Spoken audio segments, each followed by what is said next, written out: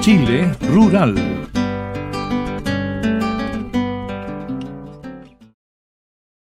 Seguimos en Chile Rural y en entrevista de esta semana vamos a conversar con el ministro de Agricultura, Carlos Furche, quien ya se encuentra en esta mesa de trabajo. Ministro, ¿cómo está? Muy bien, mucho gusto de saludarlos y tener la oportunidad de conversar con ustedes. Así es, ministro. Y vamos a conversar de un tema del que hemos estado conversando hace un buen tiempo y que es la reforma al Código de Aguas, que tiene un poco una conexión con uno de los lineamientos, los objetivos que tiene esta administración en cuanto al tema de los recursos hídricos tan relevantes para el país, no solamente para la agricultura, ¿no? Quería preguntarle primero que todo, ministro, ¿qué es lo que se está debatiendo actualmente respecto a esta iniciativa? Creo que es muy bueno clarificar lo que se debate y por qué. Claro. Lo que se está debatiendo en este momento es un proyecto de ley, una indicación sustitutiva que envió el Ejecutivo en septiembre del 2014 a la Cámara de Diputados de modificación al Código de Aguas. Se ha tramitado ya en 3 comisiones, se tramitó en la Comisión de Recursos Hídricos y de Certificación, en la Comisión de Agricultura y en la Comisión de Hacienda de la Cámara de Diputados. Y en consecuencia lo que corresponde es que probablemente la próxima semana o la subsiguiente esto ingrese a la sala de la Cámara de Diputados para su aprobación en general y en particular. ¿Por qué se envió este proyecto de ley al Congreso? ¿Por qué el Ejecutivo envió este proyecto de ley al Congreso? Básicamente porque la situación desde el punto de vista de los recursos hídricos ha cambiado dramáticamente en las últimas décadas. El Código está vigente desde el año 82. Desde luego fue aprobado sin ninguna discusión democrática, vivíamos en un periodo de dictadura. Pero además del año 82 para acá, tenemos menos recursos hídricos, el cambio climático ha tenido como manifestación tal vez más evidente para todos nosotros los ciudadanos la menor disponibilidad de agua, llueve menos que antes, nieva menos que antes, hay mayor irregularidad en las precipitaciones, etcétera. Segundo, la demanda por los recursos hídricos ha aumentado también dramáticamente, no solo para las actividades productivas como la agricultura y la minería, también para el abastecimiento, el agua potable rural. Las comunidades rurales piden y demandan condiciones de vida equivalentes a los del mundo urbano, y eso significa, entre otras cosas, agua potable, la necesidad de saneamiento, etcétera. Entonces tenemos, por un lado, menos agua, por otro lado tenemos una demanda creciente y al mismo tiempo una institucionalidad que se ha ido quedando atrás. Y lo que busca la reforma al Código de Aguas es enfrentar al menos parcialmente esos temas, los temas que nos permitan hacer una mejor gestión de los recursos hídricos. Perfecto. Bueno, este tema, como comentábamos al inicio, ha estado permanentemente en discusión, en comentarios, en debate, y hay ciertas inquietudes respecto a este tema que pueden llevar incluso a algunas confusiones. No sé, necesito que nos explique un poco cómo, en qué consiste esta iniciativa propiamente tal en lo concreto y cómo enfrentan estas inquietudes o cuestionamientos incluso de los gremios. A mí me parece que respecto al contenido de la reforma que se plantea, se ha ido gradualmente generando una suerte de campaña de desinformación que yo lamento enormemente, porque en el debate democrático es perfectamente legítimo tener diferencias sobre este y cualquier otro punto, pero la base para establecer esa diferencia es la veracidad, es el respeto a la verdad de los hechos, y desgraciadamente eso no está ocurriendo. Y yo quiero decir, el proyecto de ley que está en el Congreso, que se debate en el Congreso, en la Cámara de Diputados, plantea en primer lugar establecer como prioridad formal el consumo humano.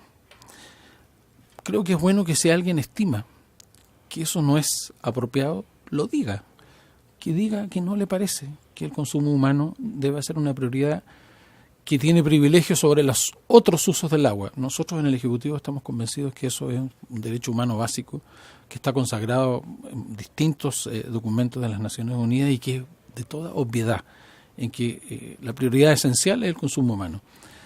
En segundo lugar, se establecen caudales ecológicos mínimos, pero se establecen sobre la base de lo que ya contempla el actual Código de Aguas, que desde el año 2005 para adelante todos los derechos, todos los de agua que se han otorgado, consideran el cálculo de caudal ecológico mínimo. Y lo que se plantea aquí es mantener eso con los derechos hacia adelante. No se tocan los derechos ya otorgados. Claro, justamente eso le iba a preguntar, porque hay una cierta noción de confusión en que esto tenga un efecto retroactivo. A mí me gustaría que alguien de los que sostiene esa idea diga en qué artículo y en qué inciso se establece que el cálculo del caudal ecológico mínimo involucra a los que han sido a los derechos ya otorgados. La intención del Ejecutivo es clara y lo que se ha aprobado hasta ahora va en la dirección de mantener lo que ya tenemos e incorporar a los derechos de agua futuros a este cálculo del caudal ecológico mínimo. Pero déjeme decir también que es bien difícil sostener que no hay que calcular un caudal ecológico mínimo.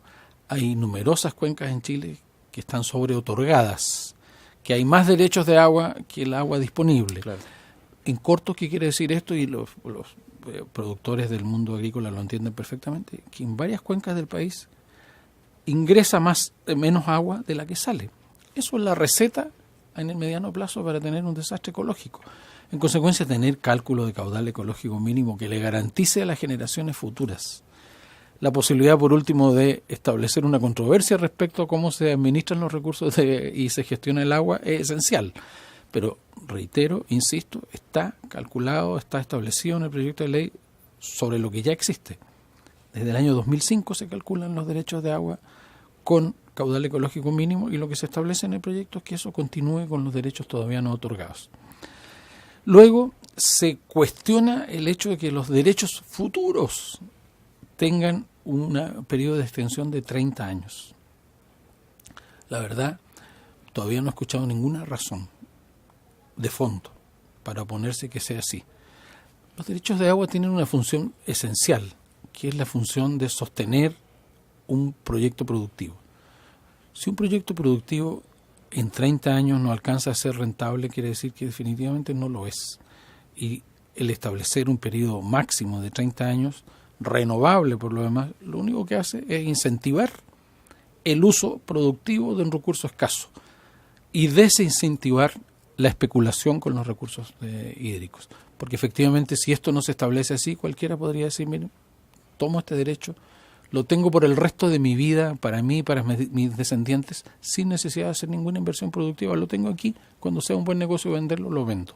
Especular con los derechos de agua.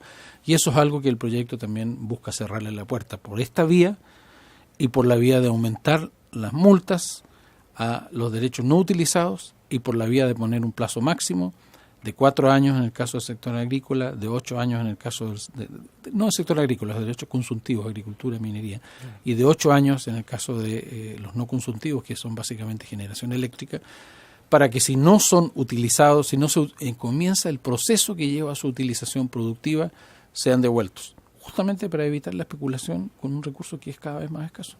Esa es la propuesta que se va a votar en el Congreso en los próximos días, que no toca en absoluto los derechos de agua ya otorgados. Estamos conversando con el ministro de Agricultura, Carlos Furche, en Chile Rural. Ministro, preguntarles, al inicio también comentábamos uno de los ejes de trabajo, lineamientos fuertes que tiene esta administración, es el tema justamente de recursos hídricos, específicamente en cuanto a riego. Han tenido bastante trabajo en terreno con comunidades, etcétera, durante estos años. Y a preguntarle justamente cuáles son las principales demandas de los agricultores que ustedes han recogido y que también se vinculan con esta reforma al Código de Aguas.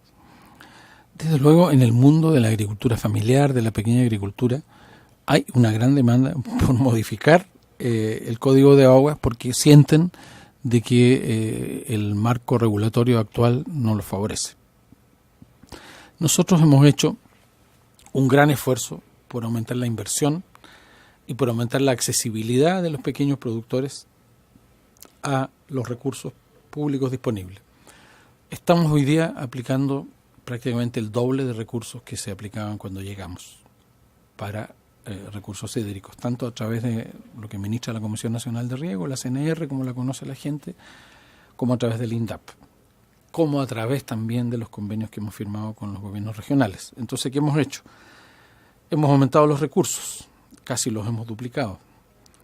Hemos regionalizado los concursos de manera que un productor de la región de O'Higgins compita con un productor de la región de O'Higgins, que un productor de la región de Los Ríos compita con un productor de la región de Los Ríos, lo cual facilita el acceso, porque era muy difícil para alguien del sur con los estándares y cálculos que se establecían para el concurso, que pudiera competir con alguien del Maule o de O'Higgins o de Valparaíso. Luego, hemos reorientado la asignación de los recursos hacia la pequeña y la mediana agricultura. Entonces hemos focalizado regionalmente, focalizado desde el punto de vista de los productores, facilitando el acceso a los pequeños, a la agricultura familiar, a los recursos de la Comisión Nacional de Riego. Y yo sé que si hay auditores que están escuchando pueden dar fe de lo que estoy diciendo. Todas las semanas nosotros vamos a terreno y normalmente inauguramos algún proyecto vinculado a la pequeña agricultura y al riego. De hecho, es lo que vamos a hacer la próxima semana en la región de la Araucanía. Vamos a estar allí, vamos a ir a inaugurar pequeñas obras de riego, de acumulación de agua en realidad, que les va a permitir a pequeños productores, estamos haciendo más de 100 pequeños tranques en la región de la Araucanía, que les va a permitir regar 1 hectárea, 2 hectáreas, 3 hectáreas, para hacer agricultura intensiva que tiene un impacto sobre los ingresos familiares enorme. Perfecto. Bueno, ministro, queríamos darle las gracias por haber aceptado la invitación de Chile Rural a conversar sobre este tema del proyecto de ley de reforma al Código de Aguas, y estaremos teniéndolo acá para, ojalá, comentar los resultados posteriores. Bueno, muchas gracias. Estoy seguro que este va a seguir siendo un tema de debate. Yo lo único que les digo a los auditores es que ojalá se informen adecuadamente, que no presten tanta atención a campañas que tienen claramente una intencionalidad de desinformar. Aquí hay que atenerse a lo que dice la iniciativa que está planteada por el Ejecutivo en la Cámara, que se va a votar, espero, la semana próxima o la subsiguiente, y que luego tiene todavía un trámite en el Senado, de manera que si el proyecto de ley actual adolece de imperfecciones, hay asuntos que perfeccionar, mejorar, queda todavía un largo trecho en el Congreso como para hacerlo. Así que yo les pido que tengan confianza y tranquilidad, porque estamos haciendo una modificación que es razonable y que apunta a que entre todos tengamos una mejor gestión del agua. Bueno, ahí estaremos informando entonces oportunamente a través Muchísimas de Chile Rural gracias. sobre lo hace. Gracias a usted, Muchas ministro. gracias. Conversábamos con el ministro de Agricultura, Carlos Furche, en Chile Rural.